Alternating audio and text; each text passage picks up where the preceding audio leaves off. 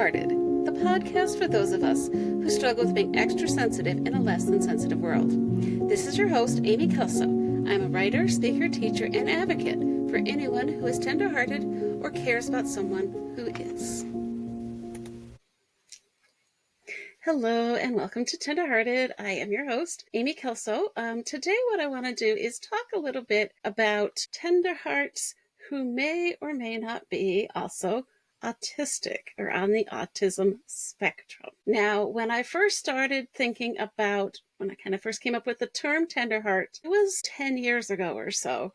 And there's been a lot of growth and development and understanding about autism since that point. So there are some things that maybe at the time when I first started thinking about tender hearts, I thought these are different from people who are on the autism spectrum. But now I'm wondering if there's more overlap than I initially thought. Now, the one thing I do want to point out is that the advantage of the term tender heart, it is not meant to be a diagnosis. And that is what is so great about it. You're not saying that they have any specific disabilities, any specific issues. Just means these are people who feel a lot. We have strong hearts. We feel a lot for the better and for the worse, right? And the nice thing about the term tenderheart is people just automatically kind of know. If you say, oh, my son is kind of tenderhearted, they know, oh, okay. And they can picture that. Just the word itself helps to describe it.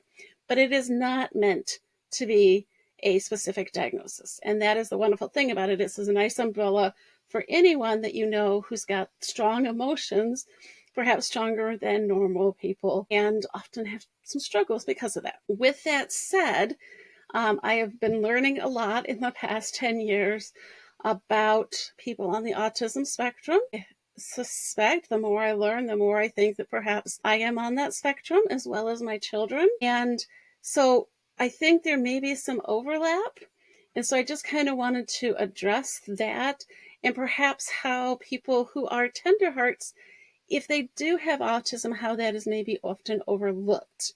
One of the things that I'm learning now about autism is that a lot of times, especially for women or people who are born female who have autism traits, they get overlooked because for a long time, at least, autism, we had this strict definition. This is what someone who has autism looks like. And it was based primarily, entirely on male people, which your male versus female, it shows up differently. So a lot of times females who are autistic got overlooked, partly because we are just trained differently. We are socialized differently.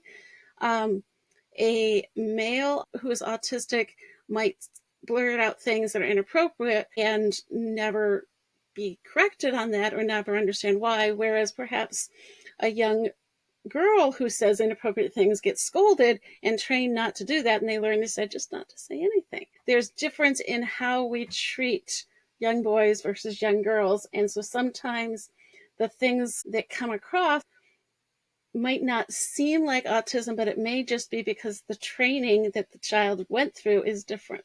15 years ago, when I was first really learning about autism and what it was, one of the biggest things that I heard was that people who are autistic lack theory of mind, which is a term that they use to explain that people with autism have trouble putting themselves in someone else's shoes. They can't imagine how another person might feel. They struggle with that, which may be true for some people on the autism spectrum, but I don't think it is as prevalent as at least they used to say it was. I think that sometimes what happens is not that we don't understand what's going on with someone else, but we just might not know how to properly express that. So it comes across as we don't care or we can't understand what somebody's feeling when really it's just we're not sure how to express it. But I also think, again, that as I'm sure you've heard, autism is a spectrum. There's a lot of different levels. There's a different types of autism. I think what's happened is people who may have autism, but also have a good ability to empathize, to sympathize. Perhaps those of us who are tender hearts who really can not only imagine ourselves in other people's shoes, but feel it so strongly that we can physically feel the emotions that someone else might be going through because of it. They'll say, oh, you're not autistic because you've got too much empathy. Well, maybe that's just a different side of the same spectrum. because there's a lot of other ways that, for instance, I feel I kind of fit into this category. Brain works a little different. I process things slightly differently. There are things about people who are autistic that I'm definitely like, oh yeah, I like routines. I like things to be organized. I like the rituals. I don't have to have them. I don't freak out about them, but also that's perhaps because I've been trained when I was young not to freak out about those, to just accept it and learn how to deal with it. So instead of acting out, I would pull that in. So just something to consider. A nice thing about, again, the term tenderheart is it is an umbrella term. It is not a specific diagnosis. But I suspect there may be more people on the autism spectrum, or at least neurodivergent, than people perhaps who are more neurotypical, as the term would be. So just something to consider if you are tenderhearted, or if you have a child who is. Maybe also look into what other traits, and maybe see if there is some autism in there, and that's what they're working with, as well as these strong feelings. As I said, I have not gotten a formal diagnosis of autism.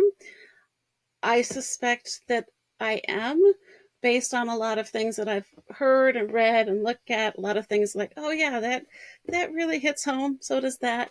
And I've had people ask me, and I'm like, well, why at 51, 52 now, why are you trying to get a diagnosis? What's it going to matter? And there's kind of two reasons for me personally that I'm looking towards getting an autism diagnosis. The first one is, as someone who's trying to speak out for people who are struggling for tender hearts and stuff, the more I can learn about myself and the things that I'm working through, the more I can help others. So just in that sense, being authority, I would like to know for sure, yes or no. But also, the other reason I would like a diagnosis is kind of a validation. To be able to say, okay, that little girl, Amy, who struggled so much, who was so misunderstood and people didn't get them and they treated them different, maybe there was a reason for that. And maybe this diagnosis can help me understand, okay, as a kid, I knew I was different. I've always known I was kind of different. Not that anyone specifically said that to me, but I could feel it. It'd be nice looking back to be like, oh, okay, well, this is why I was different. My brain works different. I was going through things that other people weren't perhaps because of the autism that was never diagnosed. So that, to me, just kind of a validation of what I went through. There is a reason for it. So those are kind of the reasons why I'm interested in getting a diagnosis. If you have a child who may be on the spectrum, you don't necessarily have to get a diagnosis on any of these things.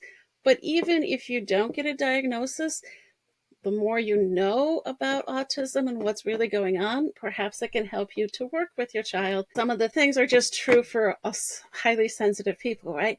Easily overwhelmed. Well, when you hear things more, when you see things, when you're more aware of what's going on, you're going to get easily overwhelmed. Whether or not you're officially autistic or just extra sensitive, those kind of things happen. So I guess for me, as I said, I have my reasons for why I want to get a diagnosis, but it's not required. But the more you can understand about people who have different types of brains, the more you can help those you're working with who might have different types of brains. So hopefully that helps. I am always looking for ideas for new podcasts. So if you have any suggestions, please add them to the comments or reach out to me. Again, if anyone ever wants to do an interview on here, that would be wonderful. Let me know. Again, reach out to me. Or if you just have comments about this, positive or negative, feel free to reach out and add those to the comments as well. So thank you so much and have a wonderful day.